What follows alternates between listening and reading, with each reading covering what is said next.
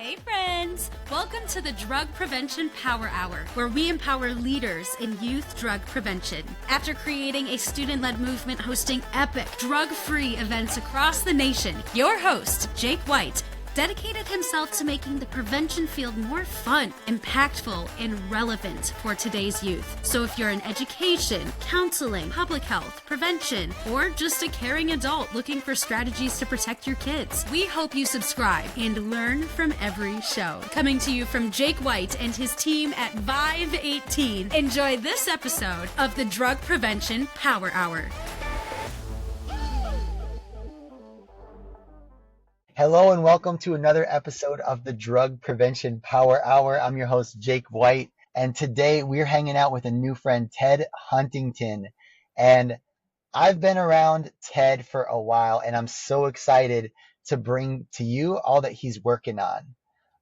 Ted, will you just give a quick introduction of yourself, because I know you as like a legend in prevention and in Arizona, but this might be people's first time chatting with you. So please give me a little background on how you got into prevention and what you're up to now. All right. Thank you, Jake. I appreciate that. I'll try to live up to the legend. I do go back not only with you, but I know two of your amazing presenters relatively well, Tomas and Zion. And I tell you what, from the moment I met them and saw them present, I would always reach out and want them whenever I was setting up prevention and doing different assemblies and things in schools. So hats off to you, your team. I'm really proud of all of you. And thank you for allowing me to be a part of your podcast. You mentioned, hey, just share a little bit about yourself. We all have a story, and our story, our testimony, and our why. Why do you do this kind of work? What is it that makes you so motivated and whatnot for working with kids? When I was 6, I lost my dad. He was a pilot, and his plane went down. The only plane crash that I think has ever occurred of a commercial airliner in Arizona. And unbeknownst to the family, my mom was mentally ill and he was hiding it. And then she started to try to self-medicate and then got sideways and had some challenges with now a substance, so mentally ill and a substance. And this was back in the 60s. So I don't know how many of you people listening even remember the 60s, or even if you were around then, but there was a 60 era. And I had 2 older sisters, and things got very challenging. And my sisters would run away, and that's how they would get away from it. And eventually they ended up in situations where they started their own habits. Eventually they both died of an overdose. I was blessed to go into foster care. And I know that sounds kind of funny to say, but at the time it was something that was very necessary. And then I was blessed again to be taken in by an aunt and an uncle when I hit my junior high era. And about that time, there's different people that started to be placed in my life. I started to get into sports and teachers. So there were coaches and teachers, and all these individuals took on these forms of mentors for me. And they started to let me see life differently, see that my hope, my future, that I didn't have to be a product of my environment, my past, what the prediction would be for me to become. I went on to met my wife after coming home from a college stint. We've been married now for going on 42 years. We have 4 biological kids, and then we have 3 that we adopted into our family from a children's home where I was at. I'll tell you a little bit about that really quick. But so that's the big picture, right? Life, family, along the way, my first career was law enforcement, believe it or not. I became, I had 2 specialties I kind of developed. One was training. I was a training subject matter expert in Arizona law enforcement. And then I got into investigations. I was a violent crimes, robbery, homicide detective. Then after that, after I retired, I went into full-time ministry. There's a place called Sunshine Acres Children's Home in East Mesa. It's a house parent model for kids that are separated from their families for, a lot of variety of reasons, usually high-risk behaviors that happen with the parenting or guardians, right? And I became the pastor and director of children's services. My wife and I were there for 7 years. And, after that, I connected with a level 13 group home with kids with extreme behaviors, and was able to really learn a lot, get a great education from the kids, and learn about regulating uh, a lot of the stress in the body and different things like that. And yeah, and then went into a quick stint working for what they call OCWI. The governor asked for a group that would co-investigate DES cases. So I went out on priority one prevention and abuse cases, and we would decide if a child needed to be removed or not. And I just didn't like the enforcement again. I was law enforcement, then I went into ministry, and it was more like prevention, right? And then I got into that. It was more like, oh my gosh, I'm back on the side of having to deal with after the fact. So that's when I found the Chandler Coalition on Youth Substance Abuse, became the manager of that coalition, created a multi-city, multi-sector task force. We started to go into schools doing different things. That's where I met the amazing Tomas, Zion, and his father, Jamal, and started really rocking on prevention, early intervention, and then treatment and post-treatment of high-risk behaviors. So prevention, to me, and you and I have had short discussions, and prevention to me is more than just presenting outlines and delivering facts. It's about instilling, and faith in the future, bringing the essence of bringing our audience into a place where they're feeling this hope, this past, present, future hope, and this belief that their life is amazing, they're gifted, they're talented, and they have things to accomplish, and they have a bright future. And I just love your approach to that enthusiastic, not saying what you can't do, but let's say what you can do. Let's focus on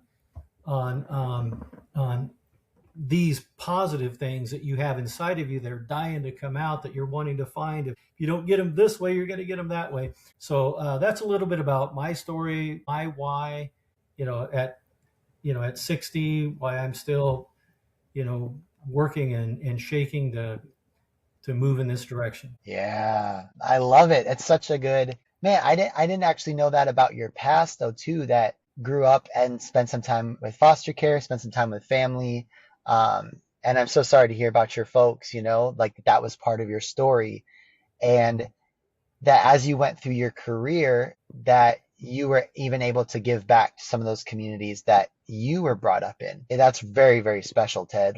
I could see how God's moving through your story and using every bit of experience and maybe even some pain and things you worked through for you to now be equipped to go and help others. And so it's really cool that we get to chat, and now being in the same exact field. I'm curious at learning a little bit more about your days of coalition building, because you took something from being the manager in one community and then getting kind of everybody in this region involved. What do you think were some of the biggest lessons learned about prevention and community building when you were going to do that work, and why so many people got engaged? Well, I love that question. I think it's having a greater vision other than just what's the box that's given to you. Here's your coalition. Here's the different strategies and tasks you're supposed to do. But it's saying, okay, this is the starting point. And like I say, how could we empower this with the greatest vision and hope in the future? And it's creating that vision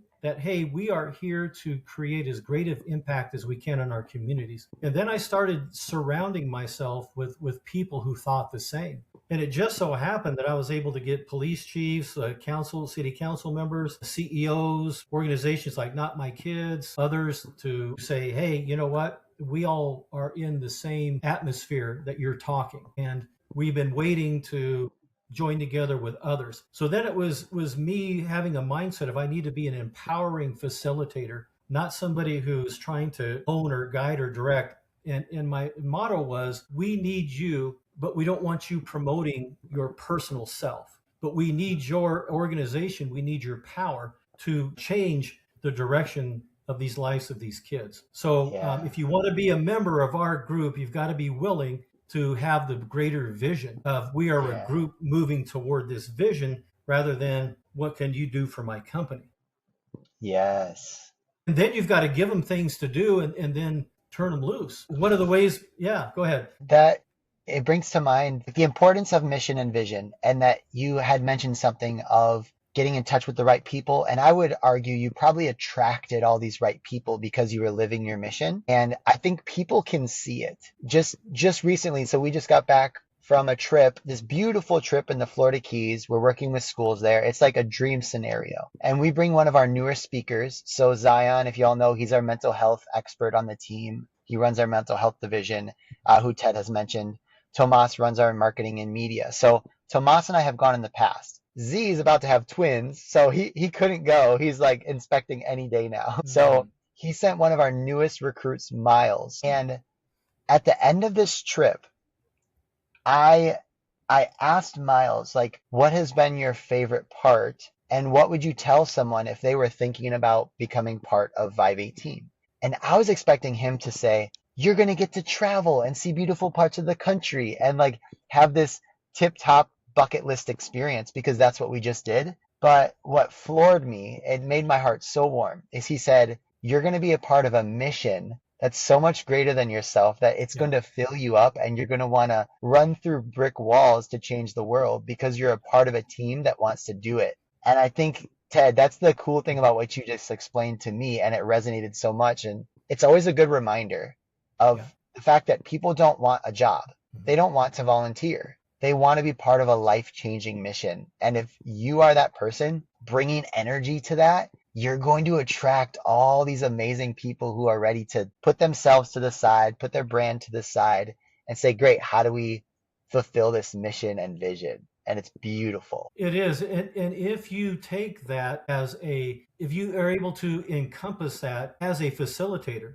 then you release that to the kids that you're in front of, and that they start to get imparted, with that same excitement. And that's why I say we call it enthusiastic. We call it, pro-social behaviors, what it is, it's really empowering their gifts, their talents, their desires, and all of these things that are inside of them. You're finding ways to touch each and all of these spaces, even though they're all so unique, but because of how you're doing it, it's like these spider tentacles going out, and it's like, I was an athlete, but I can touch band people, and it's like, you as a facilitator, you don't have to be this multi-hat person. You just be you, exuberating this hope, right? This message of hope and a future. And we want to give some wisdom along the way, right? Because, faith without wisdom, faith without power, which is wisdom lacks power, faith without action. Wisdom is the action step. We need to know what to walk toward. We need to know what to walk away from and why we make these decisions. So we want to give those out at the same time, but that can't be the main, right? It has to be incorporated in there, because we've got to get the person has to open up their heart and mind first, right? Yes. Yeah. And then If they once don't that's care about open, the content, or they don't care about the content, or don't believe that they can have an amazing future, then it doesn't really matter what you share with them. It's not going to be relevant. Yeah. Yeah. But one of the biggest things I learned when I worked for that level 13 group home, where these kids just really didn't have a positive identity, and they had no hope in the future. They couldn't see past the next 5 minutes. So, working with that group of young adults, and then finding workarounds and ways to have these transformational mind changes, was work at the beginning. And I thought, I'm supposed to be here on sabbatical, because I left the children's home to go on a sabbatical in California. And why, Lord, did you put me in a group home where this is stretching me further than I've ever been stretched before? And then afterwards you realize that's why I went there, So Wow, this kind of that's work, the beautiful. work that you do, the work of the people that that hire you and other prevention is much more than showing up and going through a script and just presenting a curriculum. You got to bring it to life. You know what I mean? Yes. Bring it to Yes. life. Right. Yeah. And that's, man, we can't say it enough. I mean, that's the people who are listening right now, is if you hear it at the end of every episode, but it's still not enough. It's like, you are the lifeblood of this movement. If you don't say yes to this, I don't know who will. And we're fighting against companies and forces that have millions of dollars and psychologists on their team to try to do the opposite of what we're doing, trying to get students to use these products, make money off them, and they don't care if they die or if their parents get mentally ill or any of these things. They're just making a buck. And it does take teams like us doing work together to battle that, because that's what we have. We don't have the millions and billions of dollars to spend saving these lives. We have each other. Yeah. So leaning on it is really important. So for everyone who's listening, if we haven't said it enough, thank you for doing your work. And Ted, I want to move into something that I think is a gift that you give people in our space, because you have the background in training and in working with students who have used, on that restorative side, and you also have worked in the prevention side for students who have not used, and we want to keep it that way. Can you give us a brief overview of how you work with coalitions right now? And then I actually want to dive in and learn a little bit more, because I've been hearing all about your Thrive curriculum, and I'd love to dive in before we, end the episode. Can you start off just by giving us an overview of how you support coalitions in schools right now, and then we'll dive in. Yeah, manage my own coalition helps because it's like I can relate. So the first thing I'd like to do is find out, what is their need, and then if they have a need that's like curriculum, they need to have an ability to get into the schools. They need to have an ability to meet whatever their requirements are on their grant. Then I do have a section of my company that will even create trainings, do trauma-informed. I have a trauma-informed training. I have emotional intelligence training. But two of the biggest ways that I think I partner right now with the coalitions is one, the Thrive program that was able to be created about 5 years ago. And it's called the Thrive Resilience Program for Teens. And that thing just has taken off like a rocket because of the things we've talked about. When I put that together, I actually went into the schools and piloted it myself. I would get 200 a school, and they let me access to 200 students at a time. And I do 4 classes a day, and I'd go in and do one of my lessons. And afterwards I'd stop and say, what did you like? What did you not like? How can I say this better? And I would scratch it out and change it. And we rewrote Thrive, I don't know how many times, but I wanted to be able to put a product in the hand of a facilitator that could step into any community, any youth group of, any community, any youth group of youth, and be able to say, I can use my gifts and talents, and I can bring this thing to life because I don't have to follow this very strict cookie cutter outline that doesn't allow me to touch my community or use another activity to make this point come to fruition. Thrive has 9 different components that can be done one after another. You can separate them out. I think it's in 3 of the largest school districts in Arizona, plus a number of others, a number of states. New Zealand got a hold of me. There's a place in England, a place in Ireland, the Cayman Islands, a lot of mental health. A lot of mental health places will use it. Coalitions and schools use it for tier 1 and tier 2. So both tier 1 and tier 2. And then I have an Elevate. That's an early intervention. That is for tier 3. So I don't know how much time we have left, but definitely hit up the website, hit me up. This has been something that started grassroots and it just took off. And right now it's been deemed a promising practice by Arizona Access through SAMHSA. And that's great. So that's great. It's grantable. DFC can get can write for it. There's a lot of different grants out there that it qualifies for. It's economical. A lot of times, as you know, in this field, you work with a coalition and here's my set price, at least for me. And they say, I got 100 students I can get to, but I can't pay that. I say, yes, it's a ministry at the same time. But so I'm learning to be a better business person through this. I don't know if I should say that, but to me, business isn't first. You got to put the horse before the cart.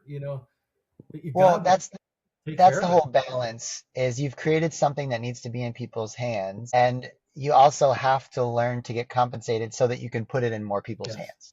Exactly. And that's the battle every single coalition is facing too. Yes. Is how do I create sustainability so that when the grant runs out or my time runs out, this continues to impact people without me. And so that's why I was excited to have you on the show, Ted, because I know your heart, and I hear people enthusiastically talking about the Thrive curriculum, how flexible it is, and how, since they're passionate about prevention, that they can infuse their creativity and their stories and their influence into the program and still get the impact that they want to make. And I think that's the genius behind what you've built is not every other curriculum, but a lot of other curriculums, it'll suck the life from the facilitator and just say, no, just McDonald's sandwich this. Yes. You put the bread, cheese, pickles, bun, whatever, like, and then you do that and you hand it to them. And you're saying like, no, you're smart, you're capable, you're like, you have a story to tell, you have influence and creativity. Good. Here's the outline. Here's the goal that we're wanting to do. And here's some tools that you can use. And it's flexible. And so that's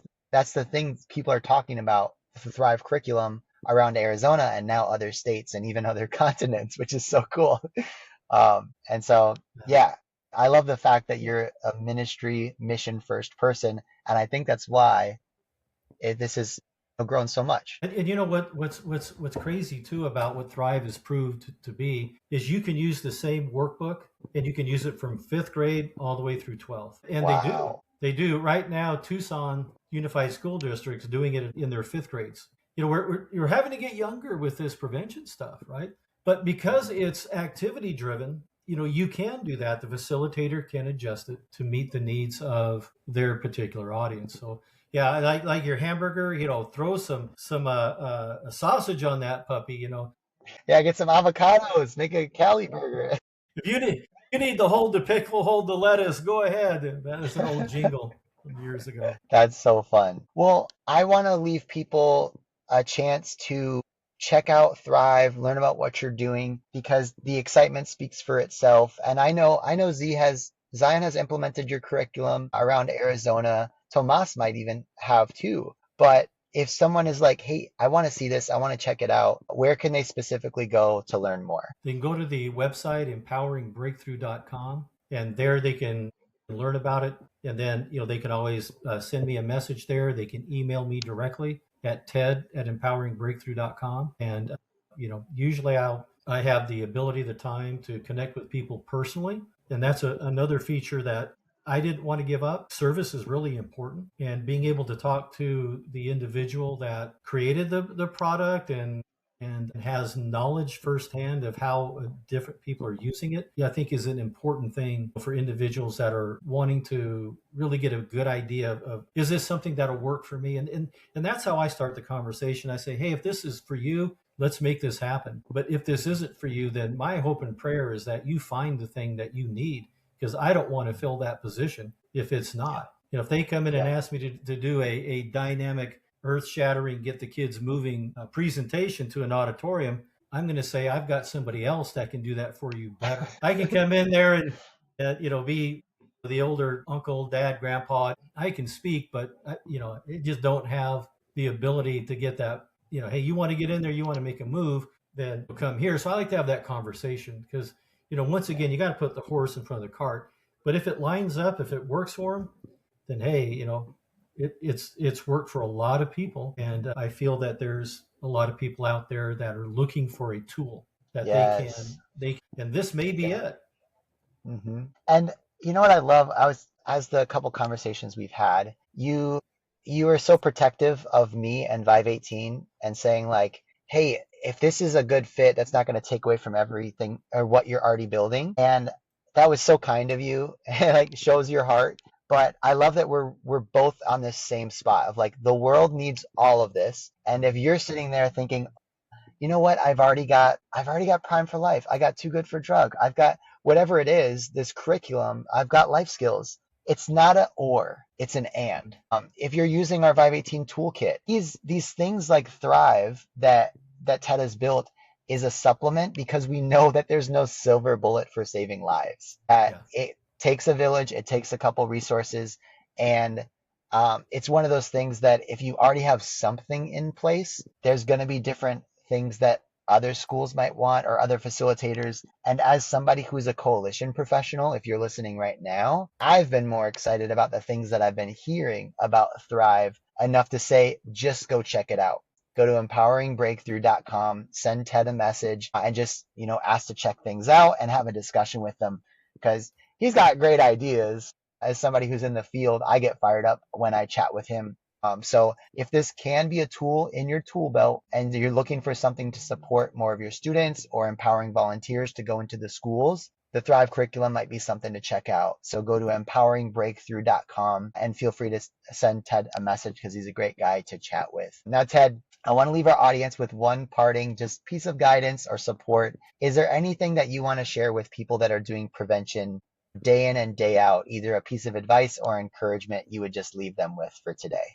There's a number of things There's a that thousand come of to them. mind. So I'm trying to narrow it down to here's one. We don't always see the fruit of what we're doing immediately. And I've had the ability, because I've been in the field for a long time, that I've been able to see some fruit from 8, 10, 12 years down the road. And so that just brings a validation to a truth that we know. And, there's a scriptural truth that say that what we do will not return void.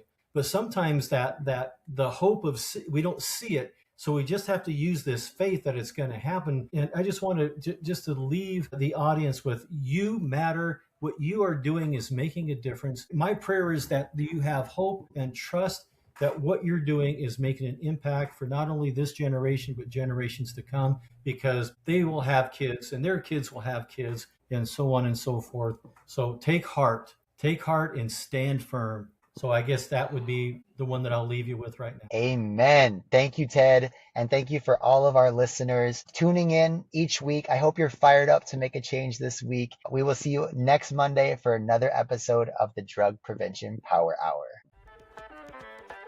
Thanks for listening to this episode of the Drug Prevention Power Hour podcast. If you love the show, make sure to leave a review and share what you've learned. And if you need help reducing substance use among youth by educating and engaging students in prevention, visit vive18.com for more information, tools, and resources.